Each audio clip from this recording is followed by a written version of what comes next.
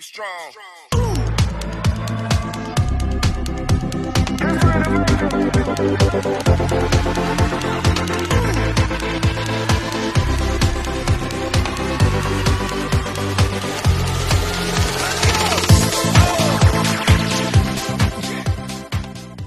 Hi, this is Joanne with Stuff to Discuss, and I am here to discuss stuff with you and a great talented person. He is introduced as a multi-talented voice and casting director and who knows what else. Tony Gonzalez. Yay! This is Tony. Hi, Tony. How are you? How's it going? Thanks for having me. Fine. Thank you again. Thank you for your time. So we're going to get started with these questions because viewers want to know, your viewer want to know all about you, your journey in this business. Yes. And we're going to educate them. Okay. So since your clients are mostly kids, right? What made you want to direct voiceover for that age group? I mean, because they could be challenging like dogs, cats, and, stuff. Dogs and cats. It's true. I definitely know how they're challenging. Recently, as I was we were talking briefly earlier, I was saying that, I have my third kid. So it's very different. I think it's very different having your own kids in comparison to teaching kids. But I think I started out about 18 years ago teaching kids. And that was my main startup when I started training. An agency had approached me and said, hey, we always had good advice from you from what you had to say about our talent when you were at Disney. And would you be interested in helping out a couple of kid clients? And at first I was kind of skeptical or kind of not sure if I wanted to do that. And then when I heard that these kids were on the chopping block where they would lose their agency representation, I was like, yeah, I definitely will help them. Yeah, of course. Right. And when I started working with a couple of these kids, right away they started booking in about 2 months. They started working from just giving some pointers and tips. And then I was like, wow, I was really hooked at that time because of all the different jobs that I had, this felt like the most fulfilling thing that I ever did.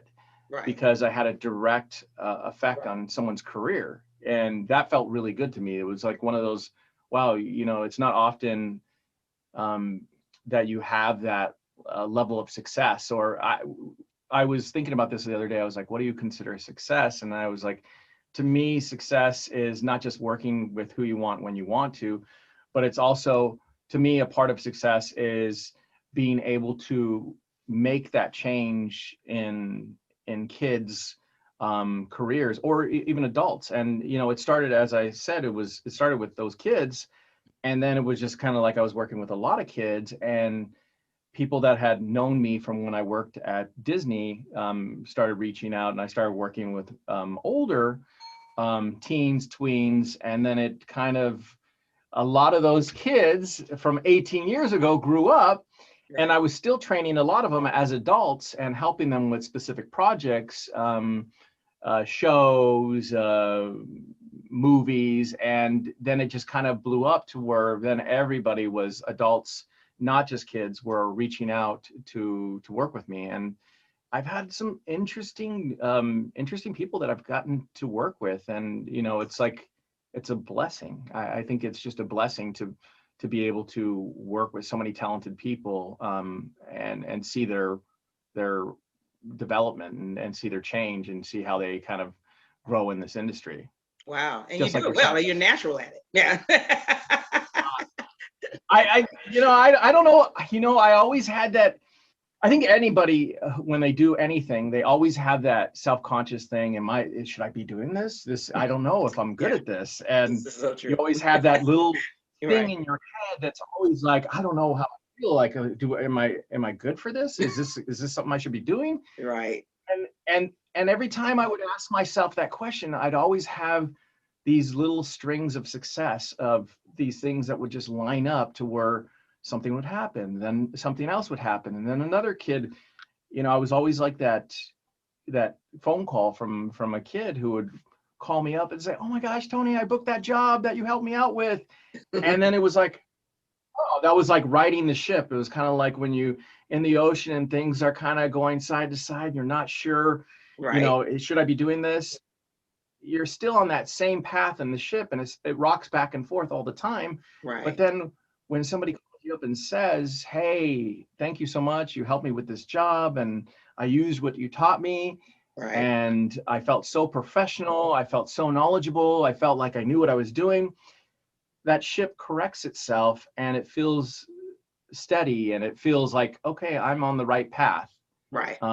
So yeah, no, that's good. Kind of like one of those things. That's good, because I do the same thing. I like, oh, I want to do something, and I have a vision, because I'm pretty sure you have a vision in mind, right? That how you're going to go about it, but then you're like, I hope it goes right, because this vision could go sideways. But yeah, no, I got That's you. What I say every day, having 3 kids. I'm like, I hope this goes right.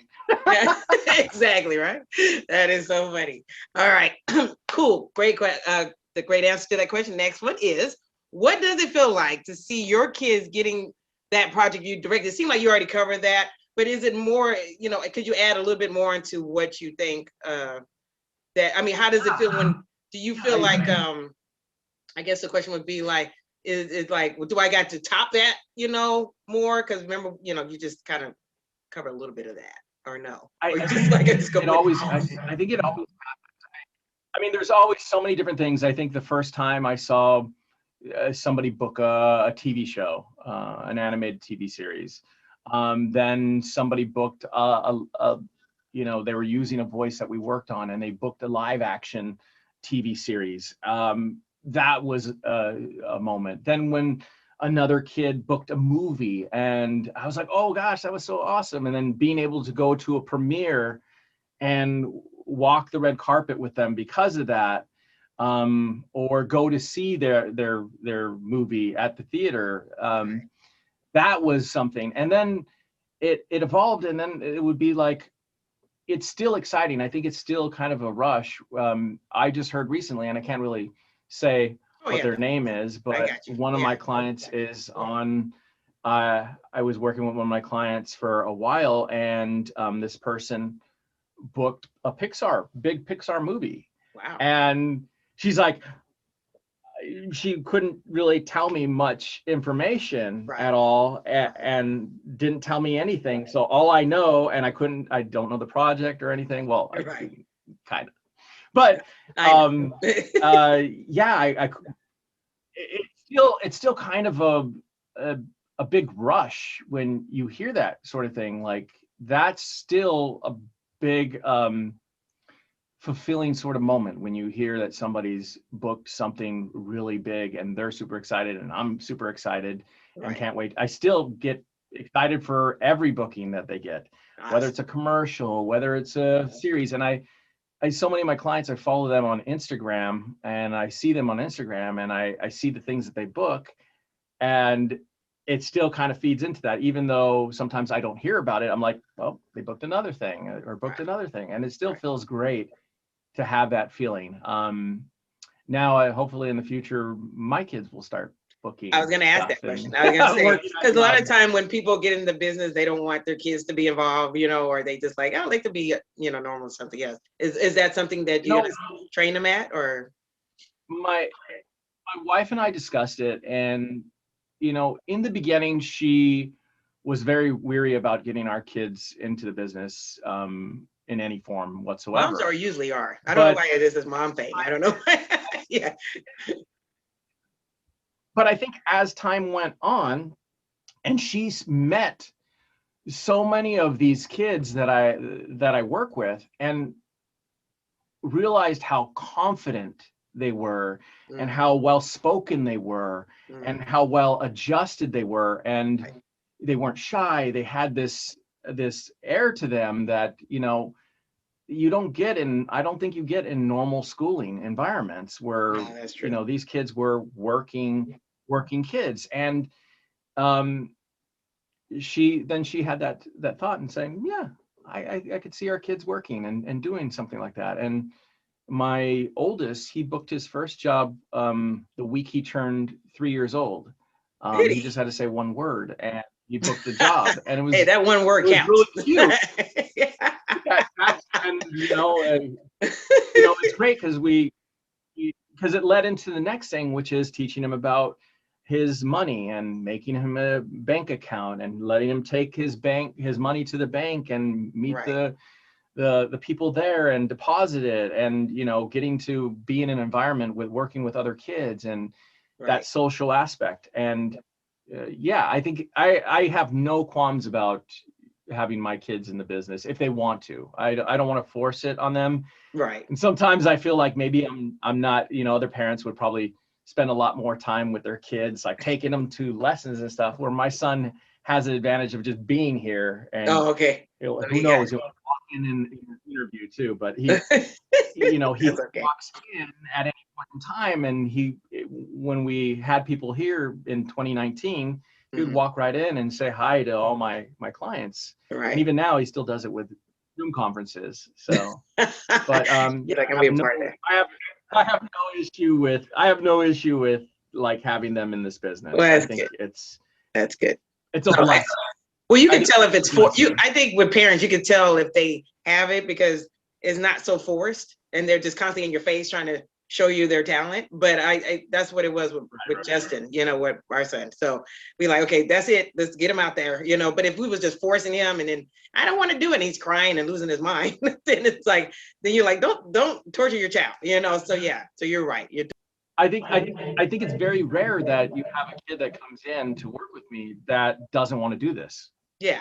So I think a lot of times I think that's more of a rarity. I think 98% of the time the kids really want to be here and really want to get better at what they're doing.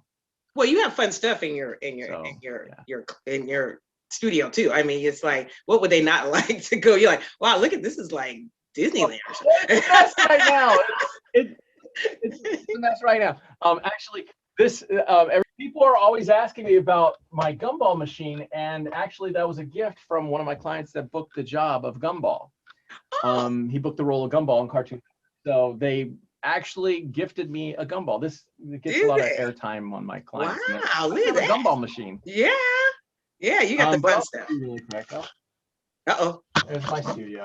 Look at you. So because of COVID, we've had time to do some updates and we kind of did some cool stuff with the lighting inside the studio. Nice. So that makes it look at that. fun. You got all kind of color. See? Yeah, what would they not like about that? And I saw the Star Wars scene. That's pretty cool. Yes. Actually, I've always been a Star Wars fan, and I had the opportunity to work with Taylor Gray on Star Wars Rebels, which was a pretty big hit with Disney. Okay. Star Wars Rebels, he played Ezra Bridger. And so at that point, I was collecting a lot more Star Wars stuff. And anytime I saw his action figure and stuff, I wanted to purchase it. Nice. That is so nice. As I say, you got the fun room. That's what you got. That is so cool. I still think this is one of my favorites. My lunch pail from when I was a kid. Oh, look at that.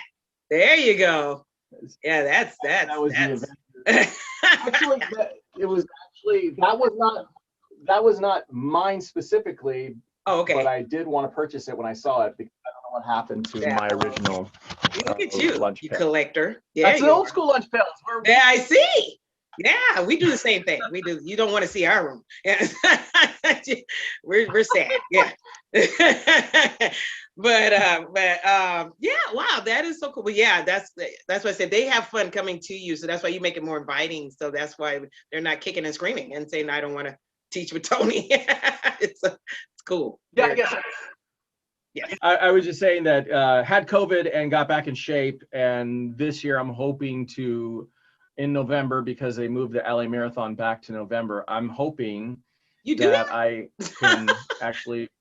I want to do it. I've never done it, but I turned 50 this year, so I want to do the LA Marathon. I've always wanted. It's on my bucket list, so I'm like, okay, I turned 50. I want to do the marathon. Wait a minute. Are you gonna do the running one, or are you gonna do the bike one? Because we did the bike one.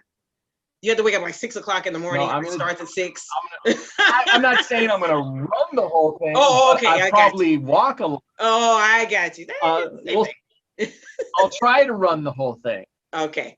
I'll probably, I don't know, if I'm in shape enough I mean, right now I'm doing about 5 to 10 miles a day right now.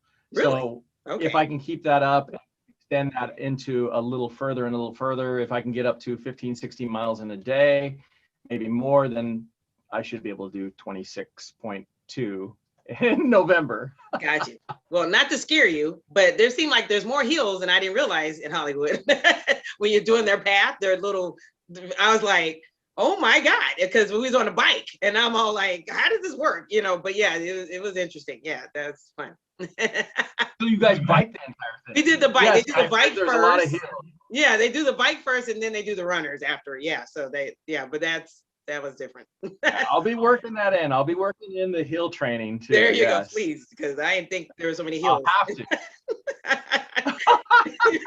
Because wow. Well, good luck with that. Yes, take plenty of pictures, videos on Facebook and stuff. So we have to see that. That's definitely have to happen. I'm gonna do my best. We'll see. That's the plan right now. That's the plan. I really would like to do that. I think you can do it. I would really like to do that. Yes. So knock on wood, fingers crossed. All right. Now, have you ever thought about directing some adults as well? I mean, you know, because you say you're casting director and you do directing other stuff. Have you ever thought about that since you have? Okay. And adults all the time. I have adults that I work with pretty much on a day-to-day basis. So there are a lot of adults I work with and train. And I've been training. It's kind of interesting because a lot of people think of me as, oh, he's working with the kids. But it's not just that. I've been working with adults for a very long time. And like I said, most of the adults have grown up. Most of the kids that I worked with before still work with me occasionally and come in and need help on different projects and stuff. And a lot of the adults that actually seek me out for very specific things, very specific projects, and it's consistent. So I would say 60% of my clients are kids and then 40% are adults. There you go. So all right. And see, like you said, until they grow up, you're like, stop growing up. You can't do that. You have to stay a kid. Yeah, they are actually. Amazing. It's amazing. Like I said, it's amazing to see the adults grow up and then see that, or the kids grow up into adults and see how they're consistently, and which is amazing when they have that skill of being able to do voiceover. It doesn't end at a certain point in time. I think if you have the skill, you can still do it. And if you have it under your belt from the time you're a kid, you have so much more familiarity. There's a lot of talent. Very specific talent. I'll tell you, Ryan Bartley, she started with me when she was really young, and she didn't work for a long period of time. It took her a really long time to establish herself until she was an adult, and now she works all the time. And I always use her as an example because she is definitely that example of that stick-to-itness, that grit that you need sometimes to be able to just stick with what you're doing and believe in yourself and do it. Right. And no, like I said, she didn't put stuff and she kept working at it, and she loved what she was doing. The same way I feel about Justin with his puppetry. Right. He's gonna keep doing it, and eventually he's just gonna be working all the time. That's true. That's true. That's what we tell him. We try to strive for that, because sometimes I think he wants to give up too. He's like, why am I doing this? Like, you don't know who's watching. You got to keep going at it. Yes, that is totally true. Yes, you love to do. That's right. Yeah. I have a story with that. Okay. I have a story with that. Okay, got you. All right.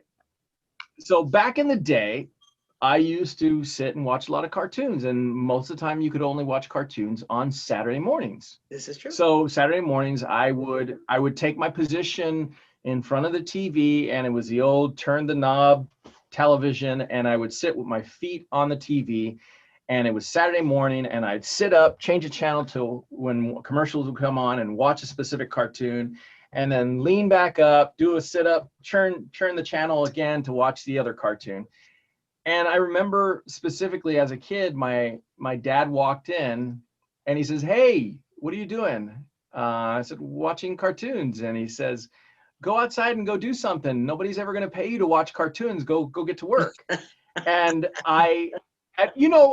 nowadays you would probably never tell your kid that, but back in the 70s, you would tell your kids to do that. Yes. So yeah, I would begrudgingly turn off the TV and I'd go outside and ride my bike around and do other things and skateboard. But when I grew up, I still remembered that in my head. And I remember golfing with my dad when I was about 30 years old. Oh, wow. I was 30 years old and I'm out on the golf course with my dad. And I go, hey, Dad, remember when you told me that nobody's ever going to pay me to watch cartoons? And he kind of sat there and thought for a minute. And I think it clicked. And I said, now they pay me to watch cartoons. Yeah, see, those parents, they don't know. They don't know. But yeah, that worked out though. The whole point is just follow what you love to do. What you love to do. Follow what you love to do. And it, if you enjoy it and you love doing it, stuff like money will follow with that. I think that will eventually happen. So, but I'm pretty sure when you was playing outside, you became creative. So that's what got you to come to the cartoon, because that's why they tell them, go out and play to be creative, find something to do. Yeah. Now my kids are like on their iPads. Yeah, that's right? Yeah. You're so funny.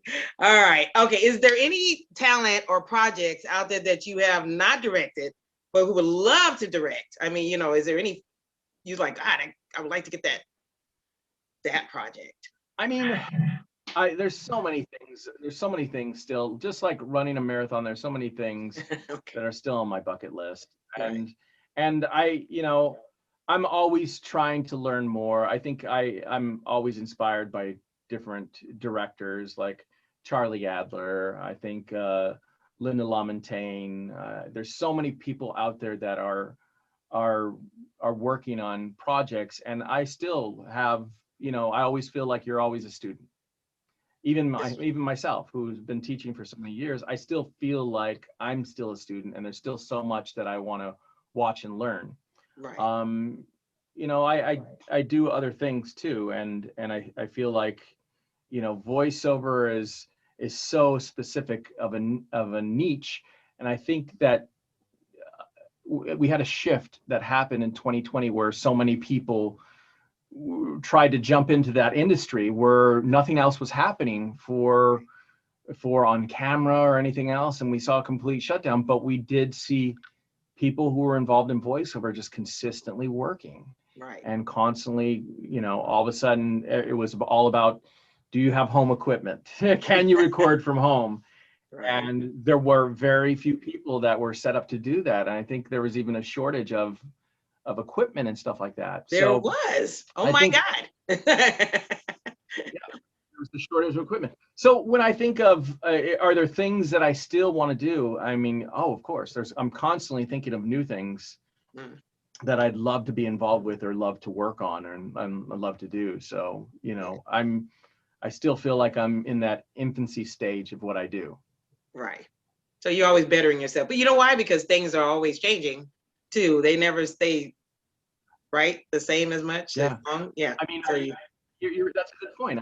I think the industry, I think being in an industry for this long and seeing how much change has happened over 20 some odd years, I think it's really interesting to look at it and go, oh my gosh, I remember when we used to, I used to do training for Dolores Deal, and Dolores Deal was a teacher back in the day, and she would call in casting directors to run a workshop.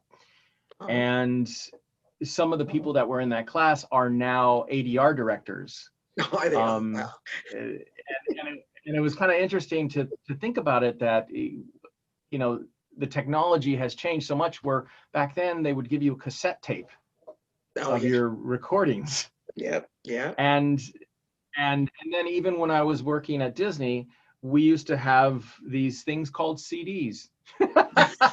We used to have these things called, right. and we would have to record all the auditions and save them onto these CDs and deliver them to the show creators to listen to, you know, thousands of auditions, between 600 to 1,200 different auditions on these little CDs. We'd have to take a ton of these CDs and piles of them for each project. And even now, the technology is like, you can send a ton of recordings by just sending a link to somebody. Wow.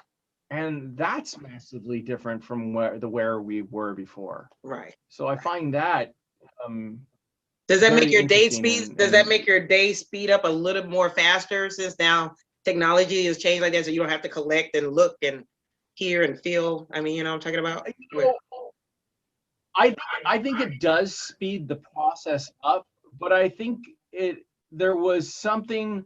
It's kind of like savoring a wine, you know, when you drink it slowly, you absorb it more, and you kind of have the time to taste it. And I think now, with things moving so quickly, you know, I think there's a little less of that. I think things move really rapidly now, to where, okay, we like that person, let's get them on a Zoom call, you know, and that moves really rapidly. Right. I don't know. I think technology does make things move faster, but I think that also adds a bit of more insecurity to people, because they're like, I didn't hear anything.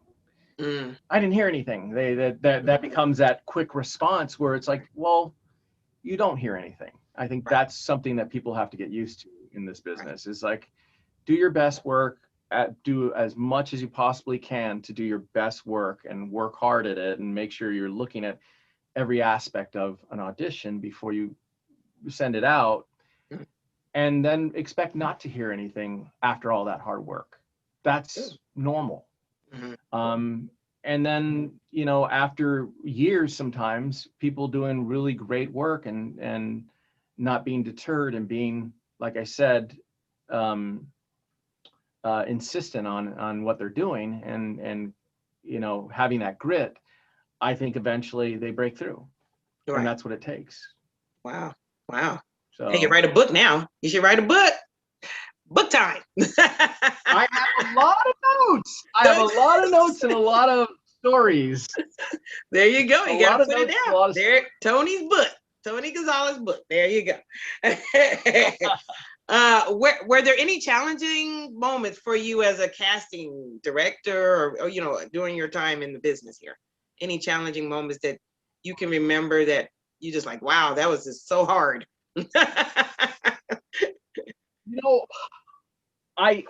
Every day I think that I went in was challenging. I really feel like there was so much to do that it was really challenging. I don't know. There's so many things. I'm like trying to remember. There was executive meetings. There was scheduling directors and talent, and ADR sessions and pickups, and searching out nationwide studios. And there was a software program that we had to post our projects on, and monitor what the agents were sending in, and downloading those things, having set up recording memos, and being a liaison to the casting administration who did all the contracts, and that's scary. And then making sure that stuff was up.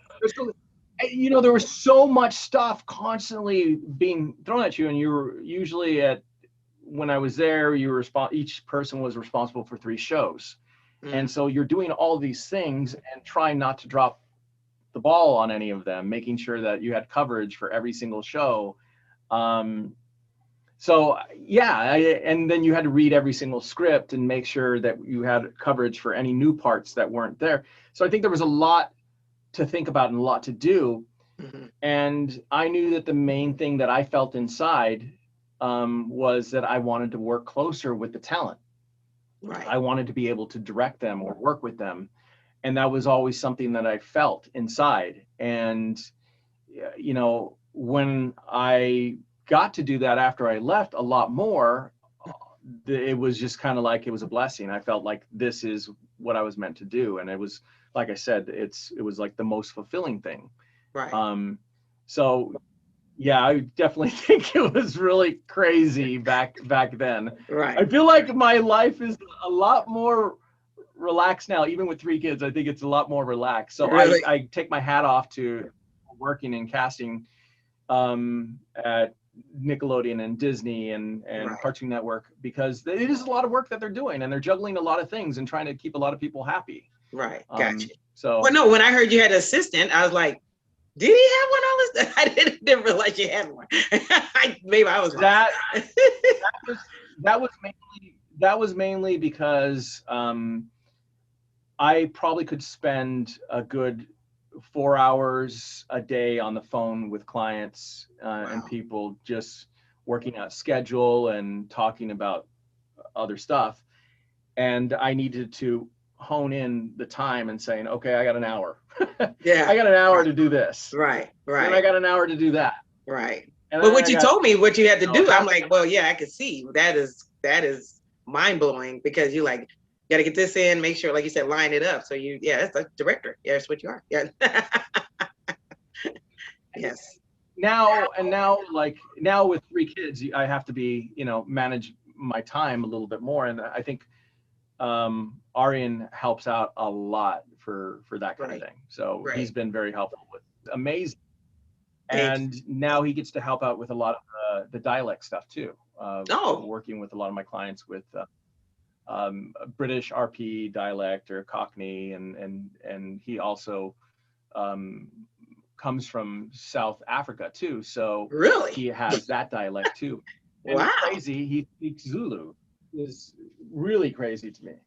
Wow. So he's kind of well versed and helps out on a lot of stuff with my clients too. So this way I can prep my clients ahead of time in case they have something that's coming up for that specific. Got you. Okay, so what is one of the most favorite projects you worked on? Now we know challenges. What is your favorite one?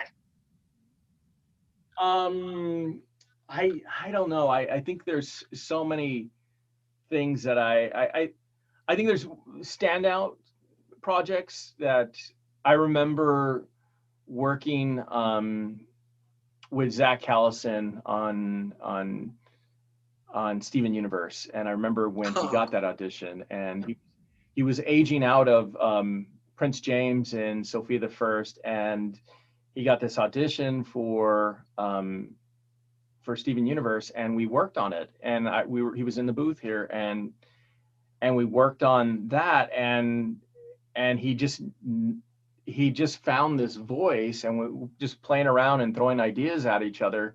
Mm-hmm. And we collaborated to kind of come up with what he came up with, and he nailed it. And it was just basically, that was something that stood out. I think also Taylor Gray from Star Wars Rebels, that was a huge standout. Wow. I don't know, there's so many, I have a lot of favorite projects and stuff that my clients work on. I think I really can. I think Leia Hayes, who's on the new series with Queen Latifah on, she's her daughter, Queen Latifah's daughter in the new Equalizer series. Okay. She was Doc McStuffins, and I remember working with her on that audition too. Nice. And that was amazing. Working with I guess I could say Duke on Gumball, that was amazing. I think there's so many different projects and so many different things and people who I've worked with that it's always a rush. And I think even Sean Ryan Peterson, who booked Victor and Valentino, where plays Valentino, it was kind of like he has lost his representation because his agent moved. And he came up to me, and he had worked with me before, and he didn't have representation. And I said, why don't you come in and do this summer group class? And he did the class with me, and invited a couple of agents, and a couple of the agents were really, all of them were wanting to represent him. Right. After that. And that was nice. he got picked up from one of the agencies, and Nice. within a week of being picked up from that agency, he auditioned for Victor and Valentino and booked that. So it was like one of the quickest turnarounds. So Wow. that was kind of a nice. I mean, there's so many different. Everybody has a story. Getting to work Gotcha. with Vincent Martello, who's Phineas and Ferb. Nice. Nice. The Tyler Mann who played Carl on Phineas and Ferb. Sophia, working with Darcy since she was a kid. Darcy Rose Burns, who played Princess Amber, and again, Zach Callison, who played Prince James, and Ariel Winter, when she was younger, started working with me in voiceover. Wow. And most people know her from Modern Family, and she was Princess Sophia. Right. So it just is massive. I think it's just massive about how many different clients who have grown up just after working with me, and they start working in voiceover professionally. And right. It's all kind of cool. Well, you know, it's funny because Diane Franklin is the one that referred us to you, because she's like, well, try Justin to go for voiceover. I'm like, he's like, what? And so that's how we became knowing you, and that was so cool. Guys, like, wow, okay. And yeah, we still stay in touch with Diane, by the way, but she's so funny. And so, but it was like, yeah, it's like that's how we met you. I was like, wow, it's like the connections of everybody we've connected to. So yeah. I can't even remember what year that was, but I do have in my notes for Justin. It's when he booked that Henson project for Spy Boy. Yeah, he was a possibility. I don't even know. Yeah, yeah, that was cool. Yeah. How long ago was that? Oh God, how old was he? Jesus, I don't know. I can't even think. It was this. I wish that was actually before I kept track of all the dates and stuff, and right. I can't even remember how. I just think that Justin was probably. I think he was 11 or 12, maybe. That's what I wanted to say, 11 or 12. Yeah. Well, you know, because he was. It's so funny, and I don't think you knew this, but at the same time you called him for that because he was like so feeling like down. Well, the reason being is because he was doing a theater show at Right Act Theater right around the corner from that, and it was called How Katrina Plays, and he had to cry every night almost because he's one of the kids that it was based off the Katrina thing, and the hurricane or whatever you call it. And so, but he never cried on cue. I never seen him do that. And then I was like, who is this child? This is not my child. And he was like always sad. So then you go in and you say, hey, I got a possibility. And he was so happy because he can not have to cry. He had to be happy, and it was just so funny. Yeah. So, but yeah, he switched roles there. So there. So Hurricane Katrina was 2005. Was it 2000? I think 2005. Hurricane Katrina was 2005. Yeah. So that was probably briefly after that. So probably 2006 or 7 then. Yeah, he was definitely every night he did it for 6 months, and then because they extended it, and so yeah, and so but I said I bet you was all happy with possibility because it could just be cheery and not have to, he's like yeah, thank you, mom. You know, it's like putting a lot on him. So yeah, but that's why he went straight to puppetry. Yeah, I love it though. Like I said, yes. I have a fondness for puppetry. There grew up with ventriloquism and puppetry, so there you go. Yeah, it's kind of cool seeing it. It's kind of cool that every couple of years you see that revamp and a new show comes out that's kind of tied into puppetry. Yeah, I'm seeing a lot of puppetry. At first, it seemed like it was like fading. Well, it's like a small group of like he's learning that the puppeteering is the small group, and so he's definitely learning how to stretch out his wings to other people. So yeah, that's so awesome. Yes. Thank you. Yes. All right. So we like to have fun. I know you're a busy man. We like to have fun on this channel show. And I like to ask these speed round questions just to see how fast you are. You get nothing, but that's okay. You know, it's just fun and to see how you answer. I got a little bit of sleep. With the infant, I got a little sleep last night, so I should be okay. You should be okay. No coffee. I should be okay. All right, there you go. I had a half a cup of coffee this morning. I should be all right. Yeah, kick that percentage counts. Yeah, there you go. All right, here we go. What would you be? What would be your superpower if you had it? I'm gonna steal my son's. My son always says my superpower is loving people. I'm Aw. gonna go with that. Okay. Are you good at accents? Because since you're voiceover, I thought, okay, I'll throw that in. I would say I'm good at Speedy Gonzales. All right, there you go. Can you do it? Can you do Speedy Gonzales? Ándale, ándale, iba. Ah, love it, love it. That's it. That's it. But everybody used to always call my mom Speedy Gonzales when she used to work at a bank because her last name was Gonzales, and obviously my last name is Gonzales. So I got you. So Speedy Gonzales. I'll go with that. Okay. Would you rather talk like Yoda or breathe like Darth Vader? No, do not try. Do not. There is no try. I kind of figured. I'm just gonna go with Yoda. Go with Yoda, not the breathing. All right. What sport are you great in? Oh gosh, what sport? Yes. I don't think I'm great at any sport, but I have I'm pretty decent at softball. Yeah. So I kind of I love softball. I love softball. I love playing softball. I haven't been able to play in a really long time, but if anybody asked me, hey Tony, do you want to join a softball league, and I had the time, I would be like, yeah. You want it, not golf. So there yeah, you go. I like golf too. I don't want to knock golf because okay. I have a client. Her name is Genesis Ochoa, and her dad is my golf buddy, and he and I are probably going to end up going golfing in the next week or so. So yeah. Okay. Nice. So, see, I golf too. There you go. See, like you can have it. I can golf. You can go. All right. What movie can you watch over and over again and not get bored? I would say wow. You have so many. I could definitely watch Star Wars over and over again, but there's the one I can't stop watching it. Anytime it goes on the TV, I can't stop watching Stargate. Oh, Stargate. There you go. Nice.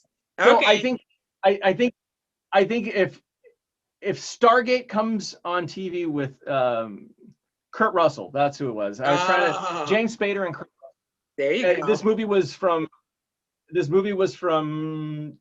the 1990s. So the 1990s, Stargate came out, and it had Kurt Russell and it had James Spader. Oh, I love it. Anytime that movie comes on, I could watch it, and I won't stop watching it. It's really crazy. See? Well, at least you didn't say Back to the Future. There you go. Back to the Future is good too. That's another one. The first one. I watched that one over and over again. There you go.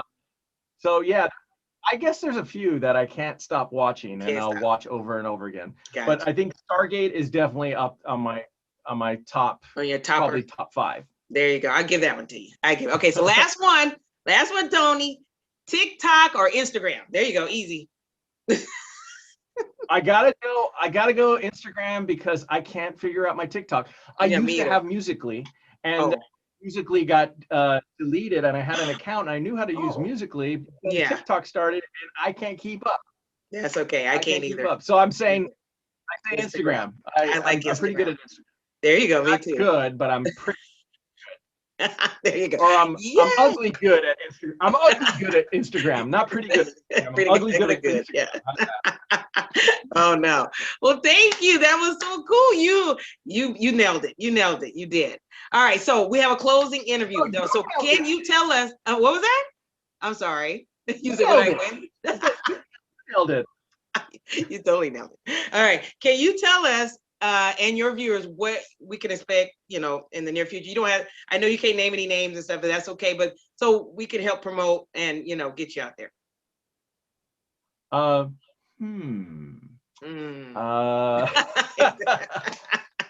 love it. Yeah. there's a couple things that are happening, but I'm constantly working on new projects. I'm working on an animated series that are directly tied into my my experiences as a voice director and coach, where I have lots of stories of way things happen, incidents happen that happen in the studio or happen around me, or stories that are tied into talent and stuff. Okay. And I wanted a non-censored way of telling that in almost a not kid-friendly environment. So I always have to censor myself. And with this show, it gives me an avenue to be able to express things and tell stories and make it more adult content. So, Gotcha. you know, I've always thought that would be fun. Okay. And then I also have a live action series that I'm partnered up with a couple guys, writers that I know, and it's a story that I can't really say much about it, but we've been working on it for about 8-9 months now. Wow. And we already have the pilot written and the entire series first season written. Not written, but we have the pilot episode is written, and the series is pretty much figured out of where we're going with the story. So it's really, that's really exciting to me. Nice. And I think I would love to do another ISOCon. We did ISOCon, which was a fundraiser for back in 2020 when COVID hit, everything shut down. We had I know a lot of different people, producers, casting directors, agents, talent. Are we bragging? Actors. No, just kidding. And just kidding. Well, I'm just kidding. But it's like how could I help? I'm messing with you. How could I help? I know. It was kind of like, I was thinking, how could I bring these people together to help in 2020 to raise funds for, I think it was a big thing in 2020 where a lot of the first responders and people in the medical field didn't have the equipment they needed. And we raised close to $5,000 for materials for masks and goggles and stuff like that for first responders. And we brought all these people together for ISOCon. And what we did is we interviewed voiceover talent. And it's on my YouTube. You can promote it on my YouTube. There's ISOCon. ISO-CON. And we raised close to $5,000 to get masks and equipment to first responders. And all these people came together and helped out and did their part. We had producers from The Walking Dead. We had producers from Superstore, that one of my other favorite TV series. Laura McCreary and different writers. They all came together and helped out, and we had a lot of talent. Tara Strong, Greg Sipes, Carlos Alazraki. We had a ton of talent who came together to help out and do their part. And it was just interviewing them basically like this, and raising money for it. I mean, it was a lot of fun. That is awesome. And I would love to do that again. Nice. So you're telling me you used to interview too, right? Huh? You're telling me you used to interview? Well, we did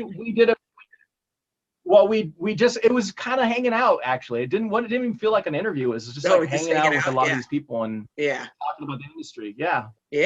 Nice. Nice. Well, thank you. I would love to do that again. That'll be awesome. That'll be awesome. We'll definitely plug that. We'll plug that in to make sure that gets out. That gets out. Well, hey, I did my hour. I think it's an hour. I never time it because people go on, and sometimes I get people that they just they like to be short with it. So, but I like it. It's just natural and have fun too as well. So, thank you again, Tony, for this great interview. Welcome. Thank you so much. Thanks for having me. Yeah. Yeah. Well, thanks again, you guys. Don't forget to watch Tiny Tony. Oh my God, Gonzalez. Yes, he's all over. Call me Tiny Tony. Tiny Tony. There you go. Right.